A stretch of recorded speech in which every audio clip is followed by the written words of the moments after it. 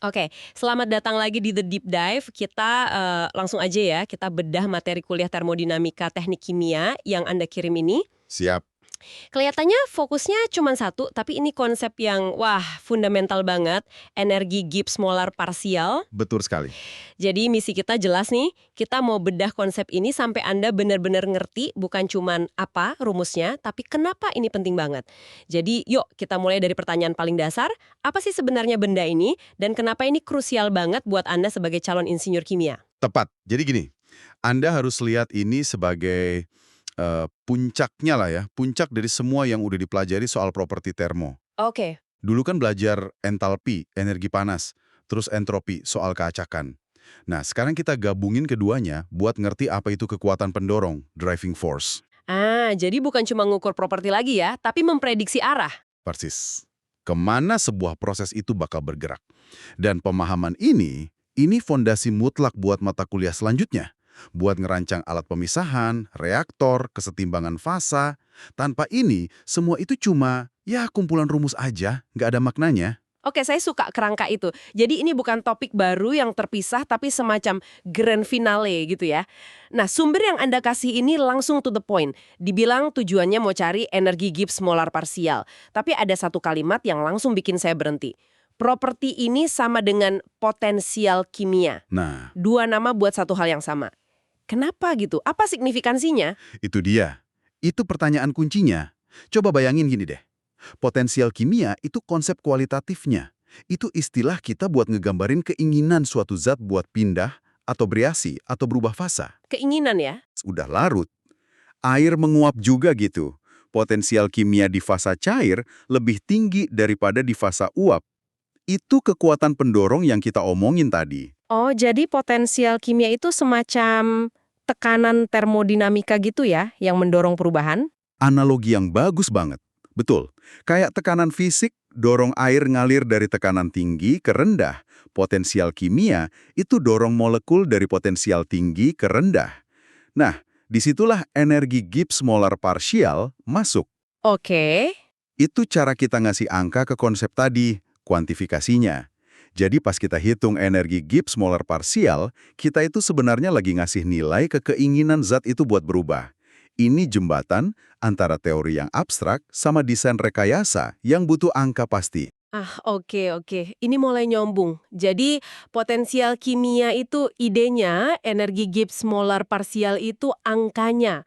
Dan kita butuh angka itu buat ngerancang sesuatu. Kalau gitu, gimana cara kita ngitung angka krusial ini? Catatan Anda nunjukin rumusnya dimulai dari yang kita semua udah kenal. G sama dengan HTS. Betul, kita selalu mulai dari fondasi. Persamaan itu kan buat zat murni, tapi di teknik kimia, kita hampir selalu ketemu campuran. Iya juga ya. Jadi, kita butuh versi parsialnya. Persamaannya jadi gini.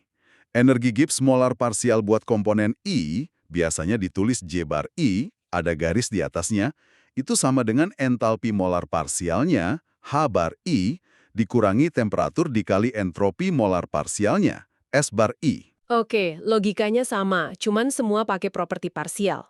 Nah, di materi ini disebut ada dua kesimpulan penting dari topik sebelumnya yang jadi kunci. Apa aja itu? Kesimpulan pertama ini cukup melegakan karena simple. Untuk campuran gas ideal, ingat ya, kita masih di gas ideal, entalpi molar parsial H bar I itu sama persis dengan entalpi murninya, HI. Oh, nggak ada perubahan sama sekali. Nggak ada. Karena kita anggap molekul gas ideal itu nggak ada interaksi. Entalpinya cuma fungsi suhu. Mau dicampur sama siapapun, energi individunya nggak berubah. Oke, bagian entalpi gampang. H bar I sama dengan HI. Tapi, kayaknya bagian entropi nggak bakal sesimpel itu deh. Firasat Anda benar. Entropi kan soal keacakan. Nah, entropi molar parsial S bar I itu nilainya adalah entropi murninya SI dikurangi sebuah suku tambahan, yaitu R dikali logaritma natural dari fraksi molnya, atau R ln YI. Tunggu dulu. Saya agak bingung di sini. Anda bilang dikurangi R ln YI. Fraksi mol, YI, itu kan nilainya selalu di bawah 1. Betul. Berarti logaritmanya pasti negatif, kan? Nah, kalau minus ketemu negatif, hasilnya jadi positif dong. Tepat sekali. Anda nangkep poin paling krusialnya. Itu artinya, suku koreksi buat entropi ini nilainya selalu positif. Jadi artinya entropi sebuah komponen di dalam campuran itu selalu lebih tinggi daripada waktu dia sendirian. Nggak ada kasus pencampuran malah bikin lebih teratur gitu. Untuk gas ideal, jawabannya ya, selalu lebih tinggi. Masuk akal kan secara intuisi? Bayangin Anda punya sekotak kelereng merah dan sekotak biru. Terpisah. Terus Anda campur, pasti jadi lebih acak kan? Nah, suku RLNY itu yang secara matematis nangkap kenaikan keacakan itu. Oke, penjelasan itu ngebantu banget. Jadi kita punya ekspresi buat entalpi parsial dan ekspresi buat entropi parsial. Sekarang kalau kita gabungin lagi ke persamaan energi Gibbs tadi, apa yang terjadi? Disinilah momen ahanya. Coba kita masukin pelan-pelan ya. Persamaannya kan G bar I sama dengan H bar I, T dikali S bar I. Oke, Kita ganti H bar I dengan HI. Terus kita ganti S bar I dengan SI, R, ln, YI. Jadi persamaannya, G bar I sama dengan HI, T dikali SI, R, ln, YI. oke, saya coba jabarkan. Itu berarti G bar I sama dengan HITSI plus TR ln YI. Saya lihat ada bentuk HITSI di depan. Itu kan definisi energi Gibbs buat komponen murni GI. Persis. Anda lihat kan? Jadi kelompok suku HITSI itu bisa langsung kita ganti dengan GI. Dan akhirnya kita sampai di formula akhir yang luar biasa elegan dan penting banget. G bar I sama dengan GI plus RT ln YI. Tunggu. Jadi semua penurunan rumus yang kelihatannya ribet tadi intinya cuma satu kesimpulan simpel. Energi Gibbs komponen di campuran itu sama dengan energi Gibbs murninya ditambah faktor koreksi pencampuran. Dan faktornya cuma RT ln YI. Itulah intinya. Suku LNYI itu adalah biaya atau bonus termodinamika karena dia ada di dalam campuran. Dan karena YI selalu di bawah 1, LNYI kan negatif. Jadi suku ini selalu mengurangi nilai energi Gibbs. Ini bukti matematis kenapa pencampuran gas ideal itu spontan. Sistem selalu cari kondisi energi Gibbs yang lebih rendah. Wah, ini mengubah cara saya lihat persamaan ini.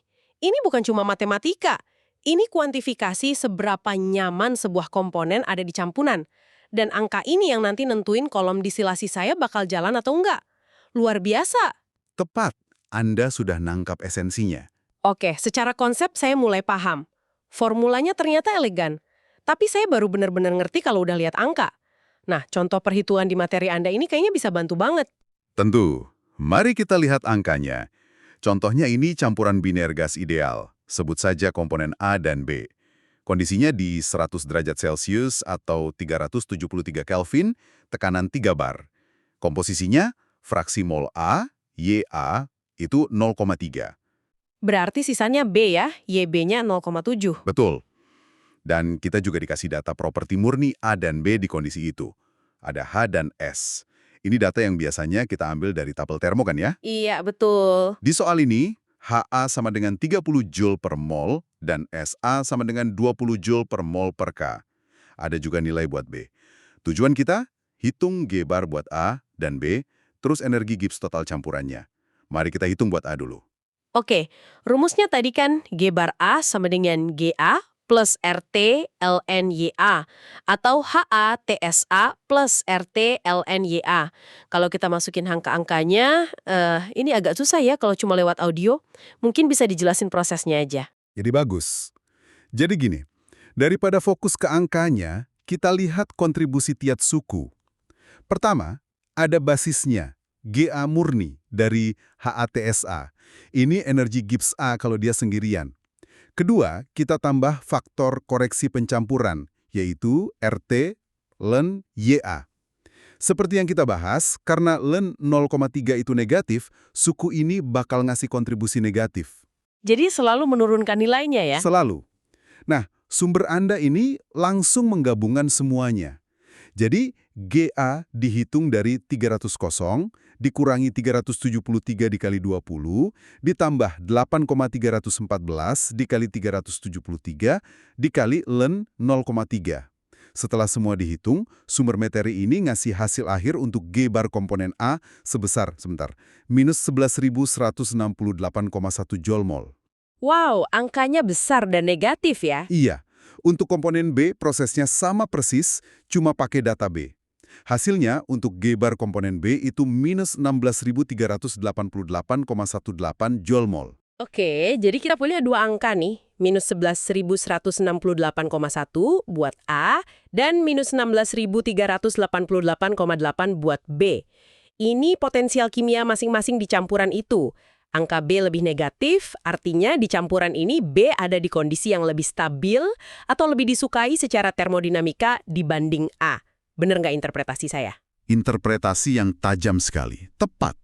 Perbedaan nilai inilah yang jadi driving force. Kalau ada kesempatan, sistem akan gerak ke arah yang didominasi B. Nah sekarang, gimana dengan properti campuran secara keseluruhan? Nah, itu dia pertanyaan saya. Gimana caranya kita dapat satu angka yang nunjukin energi Gibbs total dari campuran ini? Disinilah kita pakai yang namanya summability relationship, aturan penjumlahan. Aturan ini bilang properti total campuran itu adalah rata-rata tertimbang dari properti parsial tiap komponen. Penimbangnya itu fraksi molnya. Oh, jadi tinggal kita talikan potensial kimia masing-masing komponen dengan fraksi molnya, terus dijumlahin. Persis. Formulanya jadi G total sama dengan YA, GA plus YB, GB. Kita masukin angkanya.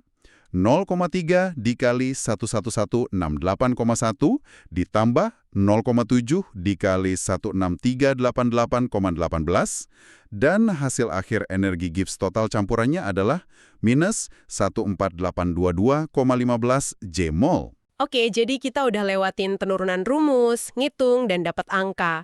Sekarang balik ke pertanyaan besar. Jadi apa artinya ini semua? Kenapa Anda sebagai mahasiswa harus pusing-pusing hitung sampai dapat minus 14.822,15 J mol? Nah, ini intinya. Angka minus 11168,1 J mol buat A itu adalah potensial kimianya. Itu bukan angka acak.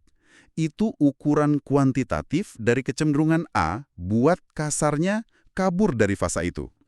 Kalau Anda taruh campuran ini sebelahan sama fasa lain, misal cairan, di mana potensial kimia A itu minus 12.000 J mol, A bakal pindah ke cairan. pasti, secara spontan, dia bergerak ke potensial kimia yang lebih rendah, yang lebih negatif. Jadi dengan membandingkan angka-angka inilah kita bisa prediksi arah transfer massa.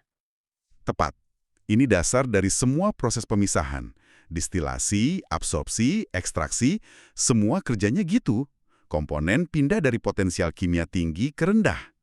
Desain menara distilasi itu intinya adalah rekayasa untuk menciptakan perbedaan potensial kimia sebesar mungkin, biar pemisahan efisien. Jadi ini bukan latihan akademis, ini fondasi desain. Ini benar-benar mencerahkan. Saya lihat di akhir materi Anda juga ada semacam rangkuman atau lembar contekan ya. Isinya semua formula kunci. Betul, itu berguna banget buat lihat polanya. Anda jadi sadar, oh, cuma entropi yang punya suku pencampuran dan itu ngaruh langsung ke energi Gibbs. Entalpi dan volume untuk gas ideal nggak terpengaruh. Baik, mari kita rekap sebentar. Kita mulai dari konsep entalpi dan entropi, turun ke formula energi Gibbs molar parsial, dan yang paling penting, kita sadar kalau ini adalah angka dari ide potensial kimia, si mesin pendorong perubahan. Benar, kalau ada satu hal yang harus Anda ingat dari sini, itu adalah energi Gibbs molar parsial itu nama kerennya potensial kimia. Pas Anda ngitung itu, Anda lagi ngukur kekuatan yang menggerakkan dunia kimia. Menguasai ini adalah tiket buat benar-benar ngerti cara kerja reaktor dan alat pemisah. Sebagai penutup, mari kita lempar satu pemikiran buat studi Anda selanjutnya. Materi yang kita bedah hari ini kan fokusnya di campuran gas ideal. Asumsinya molekulnya nggak saling berinteraksi. Ya, asumsi besar itu. Pertanyaannya, sebagai bahan renungan nih buat Anda, gimana ceritanya kalau Anda berhadapan dengan campuran cairan non-ideal di dunia nyata, di mana molekulnya saling tarik-menarik atau tolak-menolak? Faktor baru apa yang kira-kira harus Anda masukkan ke dalam persamaan GI sama dengan GI plus RT ln GI untuk memperhitungkan interaksi kompleks itu?